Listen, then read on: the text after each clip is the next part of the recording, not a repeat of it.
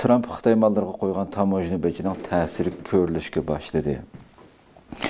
Albatta, bu masalami davomli kun tartibida turayotgan masalalarning biri. Bundan keyin muhtahammak yuksalgan holda davomlashishi mumkin. Xitoy muchichansh farqitim jazo ustiga kelgan vaqtida o'ziga men javob qaytardim degan shaklda o'ziga javob qaytaradi, ammo uning ta'siri qanday bo'ldi? Buni ko'ramiz albatta.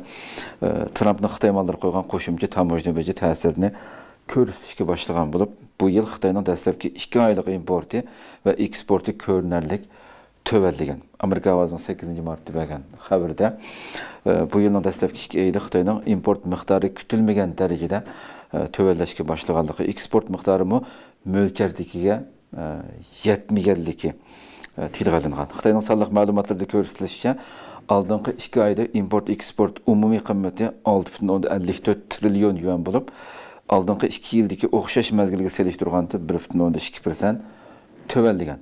Xitoyning sonliq ma'lumotlaridagi raqam bu. Buning ichida eksport 3,88 trillion yuan bo'lib, 3,4% oshgan.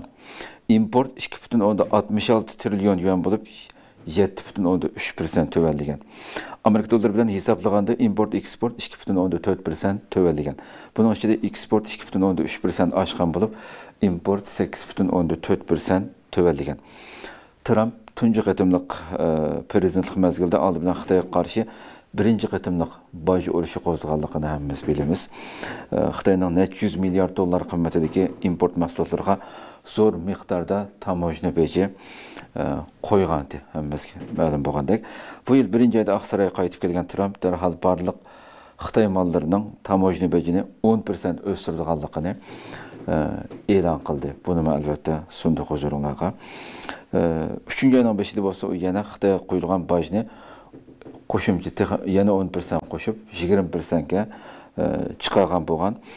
Demak, eng boshdagi umumiy malga 25% boj, uning ustiga 10%dan 10%ni 2 qatimliq bilan hozir 45% gacha, ya'ni Xitoy mallariga qo'yilgan boj taxminan 45% ga yetgan bir vaziyatda hozir. Demak, bundan keyin Xitoy buningga har qatim shunday boj qo'yilgan vaqtida biz kundalik xabarimizni sunyapmiz. Chichangshib qilmaganda qolmay Amerikaning ba'zi shirkatlarga nimalarga jazo berdik deb e'lon qildi. Uni sunduq huzuringizga. Demak, bu shaklda bu jadal davomlashyapti. Buning ta'sirini oldimizgi kunlarda texnik ko'radigan turibmiz.